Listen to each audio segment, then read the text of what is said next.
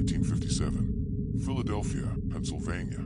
A cold, gray afternoon. A young man is checking his muskrat traps in a wooded area along Susquehanna Road in the Fox Chase neighborhood. The area is remote, quiet, surrounded by trees and underbrush. He walks through the woods, looking for his traps, and then he sees something. A large cardboard box, lying on its side. Inside, the body of a small boy. The man does not report it. He is afraid. He does not want to be involved. He leaves. Days pass. On February 26th, a college student drives past the same area. He sees the box. He stops. He looks inside. He sees the boy. He calls the police. This is the story of the boy in the box, also known as America's unknown child. A young boy found dead, discarded, forgotten. For more than 60 years, his identity was a mystery. No one knew his name. No one claimed him. He was buried as a John Doe. In 2022, DNA technology finally gave him a name, Joseph Augustus Zarelli. He was 4 years old. But even now, no one has been charged with his murder. The case remains unsolved. The police arrived at the scene on February 26, 1957. The boy was inside a large JCPenney bassinet box. He was naked, wrapped in a flannel blanket. His body was clean, recently bathed. His hair had been cut, roughly, unevenly, as if someone had trimmed it after death. His fingernails and toenails were neatly clipped. He had been dead for several days, possibly weeks. The cold weather had preserved his body. The boy was small, malnourished. He weighed about 30 pounds. He was estimated to be between 4 and 6 years old. He had brown hair, blue eyes. There were bruises on his body, old and new, evidence of abuse. His head showed signs of blunt force trauma. The cause of death was determined to be multiple blows to the head. He had been murdered. The box was examined. It was a JCPenney bassinet box sold in the Philadelphia area in December 1956, just 2 months before the boy was found. Inside the box, along with the blanket, was a man's handkerchief. No other items. No clothing. No toys. No identification. Police searched the area. They found no evidence of a grave. No signs that the boy had been killed there. He had been brought to the location, placed in a box, and left. The woods were not heavily traveled. Whoever left him knew the area, knew it was isolated, knew the body might not be found for days, weeks, months. The investigation began immediately. Police canvassed the neighborhood. They went door to door, asking if anyone recognized the boy. They showed his photograph. No one did. They checked missing persons reports. No child matching his description had been reported missing in Philadelphia or anywhere nearby. It was as if he did not exist. Flyers were distributed. Posters with the boy's image were placed in post offices, police stations, schools. His face was shown on television and newspapers. The case received national attention. Tips poured in. Hundreds of tips. People claimed to recognize him, but none of the leads went anywhere. Every tip was investigated. Every claim was checked. None were credible. The boy's fingerprints were taken. They were sent to police departments across the country. No match. His photograph was shown to thousands of people. No one knew him. It seemed impossible. A child, dead, and no one was looking for him. No parent reported him missing. No family came forward. He was a ghost, police theorized. Perhaps he was from out of state. Perhaps his family was transient, moving from place to place. Perhaps he was the victim of abuse, kept hidden, isolated. Perhaps his death was accidental, and the family panicked, disposed of the body. Or perhaps it was intentional, murder, and the family, or whoever was responsible, simply did not report it. The boy was buried on July 24th, 1957, in Ivy Hill Cemetery in Philadelphia. The funeral was paid for by the city. A small casket, a simple gravestone. It read, "Heavenly Father, bless this unknown boy." Hundreds of people attended. Strangers, people who had never known him, but who were haunted by his story, by the idea of a child, unnamed, unclaimed, alone. Years passed, decades. The case remained open, but it went cold. Investigators retired. Files were stored. The boy was not forgotten, but he faded, remembered by some. A mystery, a tragedy, but unsolved. In the 1990s, the the case was re-examined. New investigators looked at the evidence. The blanket, the box, the body. Advances in forensic science offered hope. DNA testing was conducted.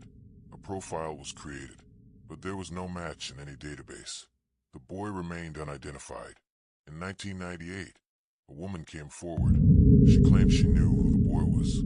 She said her mother had purchased a boy from his biological parents in 1954.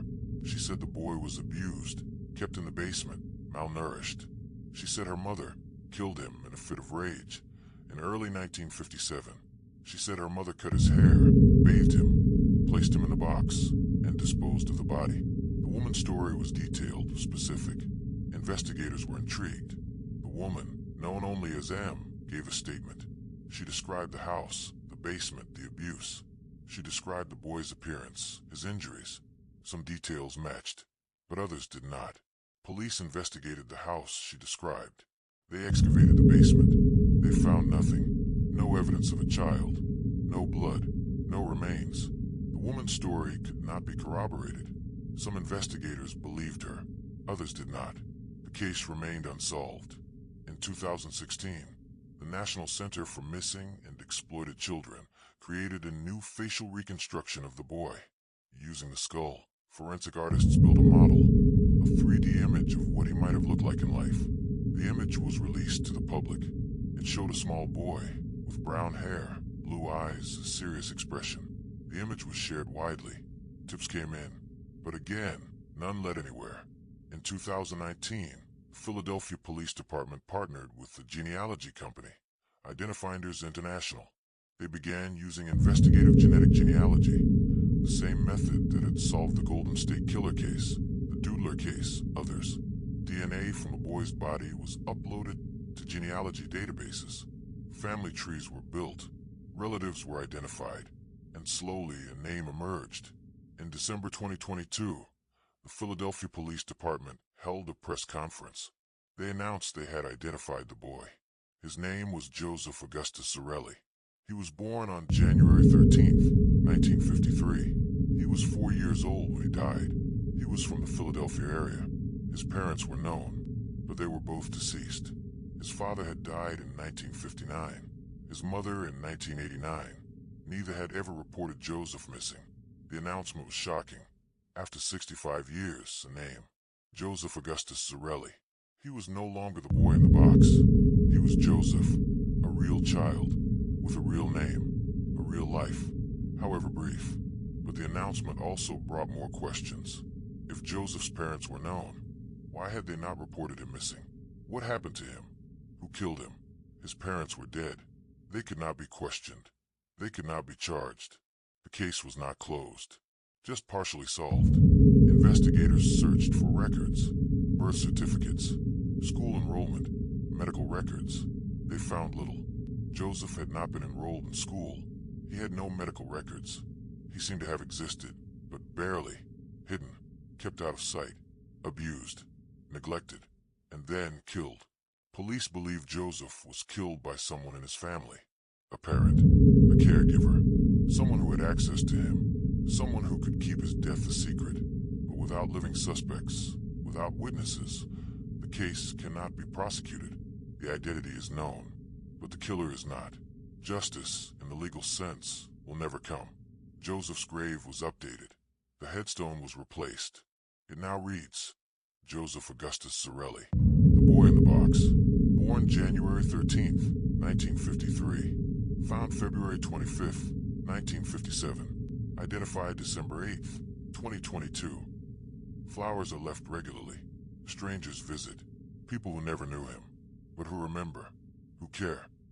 The identification of Joseph Augustus Zarelli brought some closure, but it also deepened the tragedy, because now he was real. Not just a mystery, not just an unknown child.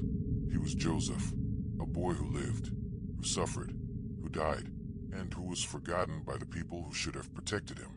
The case raised questions about child welfare, about how children can disappear, can be abused, can die, without anyone noticing. In 1957, systems were different. There were no computerized records, no centralized missing children databases.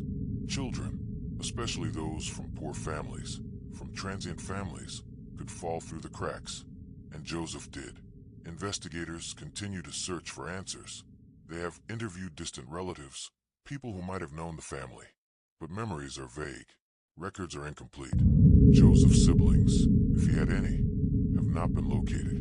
His extended family has been mostly uncooperative or unaware. The details of his life remain murky. The woman known as M, who came forward in 1998, has never been fully dismissed. Some investigators still believe her story contains elements of truth, that she may have known Joseph or known of him. That her account, though unverified, may point to what happened, but without evidence, it remains just a story, a theory, not proof. The case has become a symbol of forgotten children, of abuse that goes unreported, of systems that fail the most vulnerable. Joseph was not the only child who disappeared in the 1950s. He was not the only victim of abuse. But his case, because of the mystery, because of the image of a small boy in a box, became iconic. It stayed in the public consciousness. It haunted people. Philadelphia has not forgotten Joseph. Every year, on the anniversary of his discovery, people gather at his grave. They leave flowers, toys, notes. They say prayers. They remember a boy they never knew. A boy whose life was short, brutal, and tragic. A boy who deserved better. The case also highlights the power of DNA technology. For 65 years, Joseph was unknown. Traditional methods had failed. Fingerprints, photographs, public appeals, none of it worked. But DNA and genealogy databases finally provided an answer. It took decades, but it worked, and it offers hope for other unidentified victims, for other cold cases. Their names can be found, that the unnamed can be named.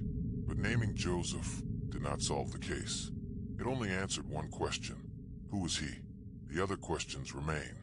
Who killed him? Why? What were the circumstances of his death? Why was he discarded in the woods? Why did no one report him missing? These questions may never be answered. The people who knew are dead. The evidence is old, degraded. The trail is cold. The story of Joseph Augustus Zarelli is a tragedy without resolution. A child abused, murdered, discarded. A family that did not claim him. A system that did not protect him. A mystery that lasted 65 years. And even now, with his name known, justice has not come. The killer is unknown, or dead, or beyond reach. Joseph's case is a reminder that children are vulnerable, that abuse happens in silence, that families can hide terrible things, that some crimes are never fully solved, that some victims are never fully avenged, but also that people care, that strangers will remember, that even a child, forgotten by his own family, can be mourned by thousands. The woods where Joseph was found are still there. Susquehanna Road, Fox Chase, Philadelphia. The area has changed. Houses have been built. The woods are smaller, but the memory remains. A small boy in a box, left in the cold, alone. His grave is visited regularly. Fresh flowers, stuffed animals, cards. People leave messages. We remember you, Joseph. You are not forgotten. Rest in peace. Strangers, offering comfort to a boy who received none in life. The story does not end here, because the case is still open. Investigators still hope for a breakthrough, for a witness to come forward, for a confession, even now, decades later, for a piece of evidence overlooked to be found. But hope fades. Time passes. The people who knew Joseph, who might have answers, are gone. And so, Joseph Augustus Zarelli remains. A name, finally. A grave marked. A story told. But justice denied. The boy in the box is no longer unknown, but he is still waiting. For the truth. For the full story. For the person responsible to be named. And the waiting, after all these years, continues. Quiet. Patient. Unresolved.